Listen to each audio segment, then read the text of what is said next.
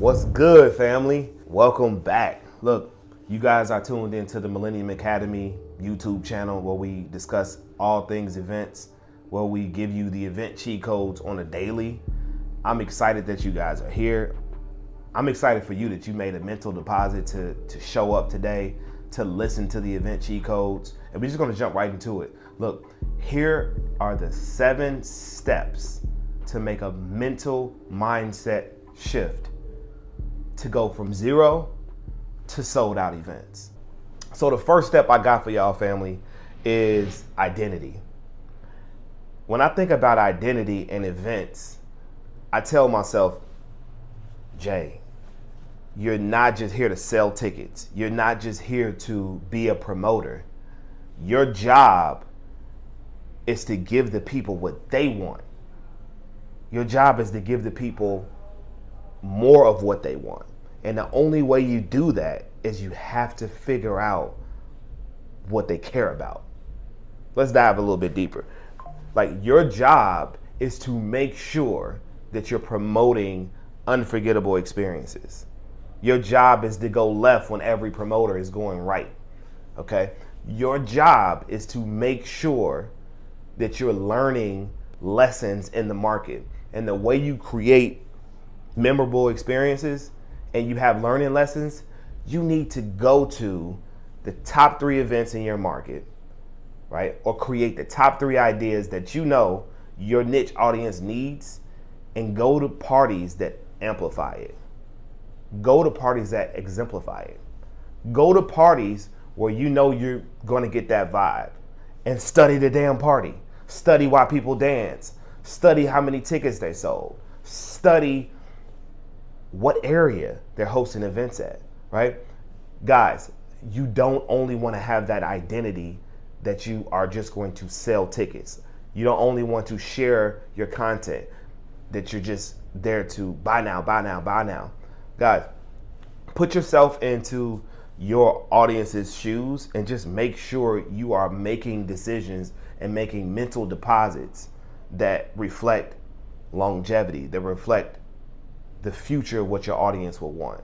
Guys, you got to be in that mindset that your identity is to build a brand, not to be a one-time event promoter that has a one-off successful event. So the rule of thumb here is to go study the top 3 events and change your identity so that you can host long-term, successful, fulfilling events versus one-off events that are only there and they're not for the culture. Number 2, past perceived virtues. What do I mean by that? I mean what people have valued in their past, okay? If you're watching this and you're in your middle 20s, middle 30s, middle 40s, it really don't matter. Think about the desires and the happiness, the moments that created fun experiences in the past. Chances are the music, the culture, right, the themes, the vibe, whatever happened in the past 10 to 15 years ago, people still want to celebrate that moment in a different element as an adult. So past perceived virtues create a demand for what people want now, right? They want to live and replay a moment in the past where they were dancing to a Nelly song at homecoming. They want to relive when Juvenile came out with Back That Ass Up. They want to relive when 50 Cent dropped Get Rich or Die Trying, right? Guys, I'm trying to let you guys know nostalgia sells. Past perceived virtues create today's demand. So you have to think about what the consumer's really, really going to want based on what excited them in the past, based on what decisions, what concerts, what genres of music they got excited about, what concerts they went to that might have been their first concert ever, okay? And you have to ask those questions in your advertising when you're doing micro events. You have to ask those questions. Remember when we danced like this? Remember when we wore jerseys that were backwards? Remember when Crisscross came out, when they wore their pants backwards? Remember when we only wore fitted hats? Like, guys, you have to remember when There was Jodeci boots only, right? Remember when we wore big Pelly jackets, or we only wore a certain type of baggy jeans to school? Guys, you got to get fun with this shit, right? You cannot keep doing the same thing. So the nostalgia is going to sell. To keep up with your competition, you got to dig in your bag of nostalgia. If you want to step up and stay around, nostalgia is where it's at. So past perceived virtues is going to create the demand and keep you around long term. Number 3, I like this one a lot. Make sure you are promoting your event to a higher quality audience. Guys, it's no way you're going to sell out if you're just promoting to someone who doesn't understand that your event costs $20 to $50, or your event is only for a group of people who value the shit out of shooting pool, or speed dating, right?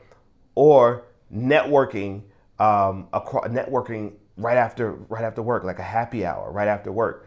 Guys, you have to make sure that Facebook and Instagram are your friends, but you got to fall in love with Facebook groups, right? You got to fall in love with Pinterest. You got to fall in love with other networking groups that have a higher quality audience. LinkedIn. Guys, you have to fall in love with ticketing platforms that are going to help you get your event out to a niche of people. You got to fall in love with meme pages that have a more mature audience, okay? You got to find those people that aren't afraid to spend money on your events and that are already spending money on your events. And then what you do is you're just findable to what they're already doing, okay? You just want to take a couple steps backwards and retract, right? And remix what they're already attending, okay? Put your spin on a different brunch. Put your spin on a different networking group. Put your spin on a different exercise and make it a party afterwards. So the name of the game here for the 3rd step is attract a higher class and a higher quality of people. That's going to put you a mountain of steps away so that you could have sold out events versus low attended events. Step number 4, deliver a high quality value, right? Guys, what I mean by delivering a high quality value is you must start somewhere to grow. I've always gone from the notion of sell out your event, make it feel intimate, put 50 to 75 or 100 people in a smaller room that won't fit 50 or 75 people, okay? Create the demand where you're delivering so much value where people can't get in, people that RSVP'd, right? Who show up late. Like, create some exclusivity with a smaller space so that a certain group of people get hungry for it, right? And that's how you deliver a high value experience, because people start yearning for it. People start thinking about how often it's going to come back around, whether it's weekly or bi-weekly or monthly, right? So your assignment today is to deliver a huge quality event in a smaller space where you're going to guarantee a sellout, right? Book a popular DJ, book a popular speaker, right? Book a popular influencer, right? Make sure you go crazy on free tickets where you double or triple the amount of capacity that you're selling online. And you make sure that you sell out the event only to create a higher demand for a higher value experience. What's crazy is the more distinctive the experience, the more memorable the experience, the more people are going to do your marketing for you. So when you're thinking about the level of quality first in your identity, and when you're thinking about changing the level of quality to stand out amongst the competition, you have to think, how are the people going to talk about this event tomorrow? What's the engagement going to be like tomorrow and the next day? And use that momentum for the next event. So guys, don't think small, don't think short. Think about value and think about quality and think about delivering it in a small space so the demand speaks for itself, so the people do the marketing for you. So you work smart, not hard. Number 5, Guys, address what people are missing in the present. That identity and that mindset will keep you around forever. Okay? People aren't doing speed dating with a hint of whatever genre is popular. People aren't doing local yacht parties. People aren't doing networking on a yacht, right? Guys, people aren't doing networking in museums or networking in the aquarium or a party in the aquarium. Guys, you got to get in your bag and think about what people are missing in the present so that you can stand out. The longer you continue to keep competing on price versus value, the more you are doing a disservice to your brand and a disservice to your people, because people can equate prices to every different competitor that's an event producer. But people, the only way that you can set yourself apart is people talking about the experience that separates yourself apart. People talking about the type of people that's at your event. Look, at Casey's event or at Mark's event, there's only these type of people. I got to get in that room. So you're going to create a demand for that space that's exclusive, that's urgent. You got to create that type of demand to make sure people want to come to your event and make sure people keep coming to your event. So guys, think about what people want in the present and you'll stay around for a lifetime and you'll sell out your next event. Number 6, anticipate who's your real consumer. Do you only have one consumer or do you have multiple consumers? Guys, it's 2025. Yes, people are going to buy tickets to your event. Yes, people are going to pull up and have a good time. But there are struggling venues and struggling venue owners that need your concept. Guys, let's dumb this down. I'm telling you to go partner with venues. Sell your concepts to venues. Work smarter, not harder. Guys, in the future, venues are going to be looking for event promoters versus event promoters looking for venues. Venues are going to understand the value that event promoters have. And the main value that you want to approach your event club owners is the mindset of your concepts, right? How you understand the culture and how you know how to move people beyond your themes and your concepts and the way you're attached to people's emotions. So guys, use that as a leg up and don't only think that you have to host events for the people only. You could host events as a leg or a staff member or a collaborative partner with the venue. You could either sell or partner or collaborate with the venue and have them take the bulk of the risk, right? And you can run this concept, run this mindset shift throughout your current city, or you could scale this, okay? So guys, you could go 1-to-1 or you can go 1-to-many and start talking to clubs and start talking to event space owners and start working smart. This is one of my favorite steps that allows you to sell out your next event, but it also allows you to scale your team so that you're working smarter, not harder. Number 7, you're a brand owner. You're not a promoter. People have to understand that they're going to get multiple experiences from your one party. People have to understand what's coming next from your one party. People have to understand that this one experience is a multi-level experience that they're going to continue to get. And you have to find a way to engage with them forever. So guys, you're not thinking about yourself being a one-off promoter and if this is going to happen.